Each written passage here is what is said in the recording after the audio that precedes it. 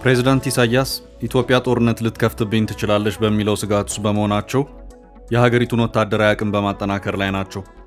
በዚህ መሃል ግን በመሳሪያ ሸመታው በኩል ሀገሪቱን ለሌላ አደገኛ ቅርቃር የሚያጋልጥ አደገኛ አካሄድ እየታየ መሆኑን አንድ የሰሞኑ ዘገባ አመላክቷል። በቅርቡ የወጡ የሳተላይት ምስሎች የኢራን ማዕቀብ የተጣለበት ፋርስ ኤር ቀሽም 747 የተባለ አውሮፕላን የተጓዘበትን መስመር ተከትሎ አንድ የቤላሩስ ኢሉሽን 62 የጭነት አውሮፕላን ምጽዋ ኤርትራ ማረፉን ማሳየታቸውን ሆርን ሪቪው ድረገጽ አመላክቷል። ይህ ከሆነ ለኢሳያስም ለኢራንም አደጋ ነው። ነገሩን የቀይ መብራት አደጋ የሚያደርገው ቀይ ባህርን ተንተርሶ ከኢራን ጋር የሚደረግ ወታደራዊ ግንኙነት በአሜሪካና እስራኤል በኩል ከባድ የሆነ አጸፋዊ ምላሽን የሚያስከትል መሆኑ ነው።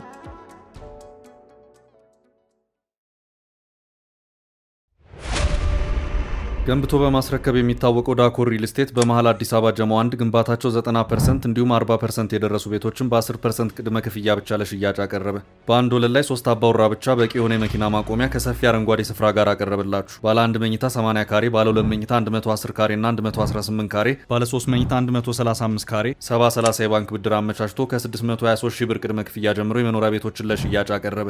ለበለጠ መረጃ በ0911 057674 0933 21 9065 ይደውሉ። ዳኮር ሪል ስቴት በልዩነት የተገነባ።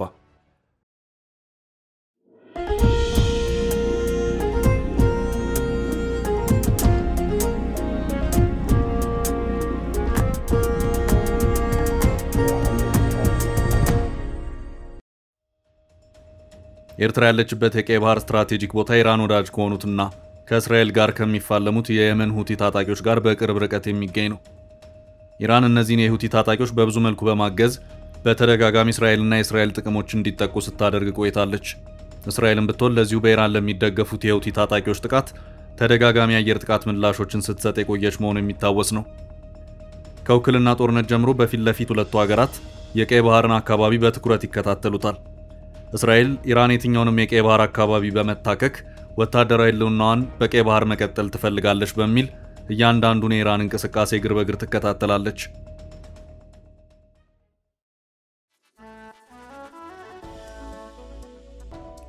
እስራኤል ከዚህ ባለፈም ለማንኛውም በሚል በሶማሊላንድ የቀይ ባህር ዳርቻ ወታደራዊ ቤዝን የመመስረት እቅድ ያላት መሆኑንም የቀደሙት የዘገባ መረጃዎች ያመለክታሉ። ይሁሉ የሚሆነውም ኢራን በቀይ ባህር አንዳች አይነት እንቅስቃሴን ካደረገች በሌላ አቅጣጫ ወታደራዊውን ሚዛን ለማስጠበቅ በማሰብ ነው።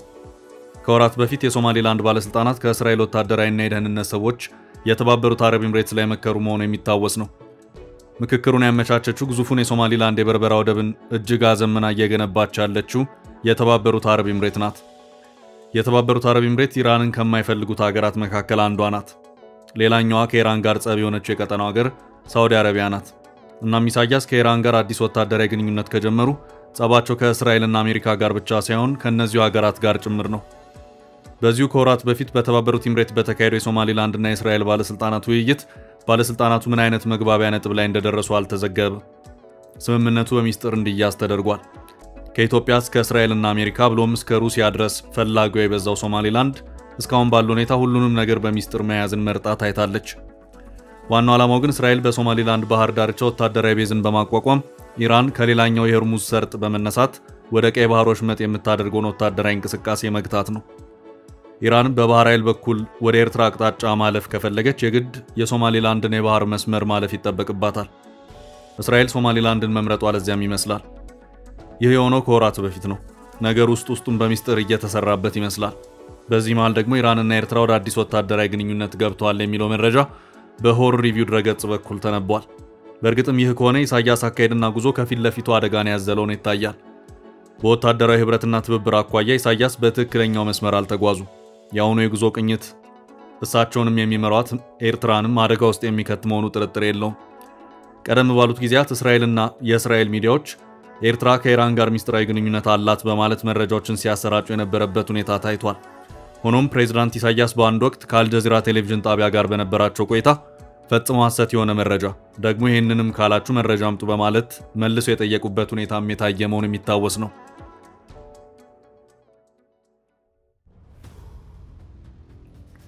ከዚሁ ጋር በተያያዘም ሆርን ሪቪው ድረገጽ ባስነበበው ሰፊ ትንታኔ ያውኑ አዲሱ የቴህራን አስመራ ወታደራዊ ግንኙነት በድሮን ቴክኖሎጂ ላይ ያተኮረ ወታደራዊ ትብብርን የሚመለከት ነው። የኤርትራ መንግስት ከኢትዮጵያ በኩል ወታደራዊ ጥቃት ሊሰነዘርብኝ ይችላል በሚል ሰፋ ያለ ወታደራዊ ዝግጅቶች ላይ ከተጠመደ ዋላ ደር ብሏል። ይሄው የድሮን ሸመታ ግንኙነትም የዚህ ወታደራዊ ዝግጅት አንዱ አካል ነው ተብሎም ይገመታል። ሆኖም የአሜሪካና የቀሪው የምዕራቡ ዓለም የማዕቀብ ሰለባ የሆነችው ኢራን ኤርትራን የአደጋ ቅርቃር ውስጥ ብታስገባ እንጂ መፍትሄ የምትሆነውን አትታይም። በእርግጥም ኢሳያስ የተባለውን መንገድ መርጠው ከሆነ አደገኛ የፖለቲካና ወታደራዊ ጉዞን መርጠዋል። በተለይ ከእስራኤልና አሜሪካ አንጻር ከኢራን ወታደራዊ ግንኙነትን መመስረት ይቅርና ሌሎች ሲቪልና ኢኮኖሚያዊ ግንኙነቶች ሳይቀሩ በብርቱ ጥንቃቄ የሚታዩ ናቸው። ከዚሁ ጋር በተያያዘም የአንድ ወቅቱን ኢትዮጵያን ጭምር ያካተተውን የፕሬዝዳንት ትራምፕ ማስጠንቀቂያን ማስታወስ ይቻላል። ኢትዮጵያ በግብርና ማዳበሪያው ዘርፍ ከኢራን ጋር በጋራ የመስራት ፍላጎትን አሳይታ የነበረ መሆኑ የሚታወስ ነው። ኢትዮጵያ በዓመት ለማዳበሪያ ግዢ የምታወጣው በቢሊዮን ዶላርን ለማስቀረትና ምርቱንም በሀገር ውስጥ የማምረት ጽኑ ፍላጎት ያላት መሆኑን መንግስት ደጋግሞ ሲገልጽ ቆይቷል።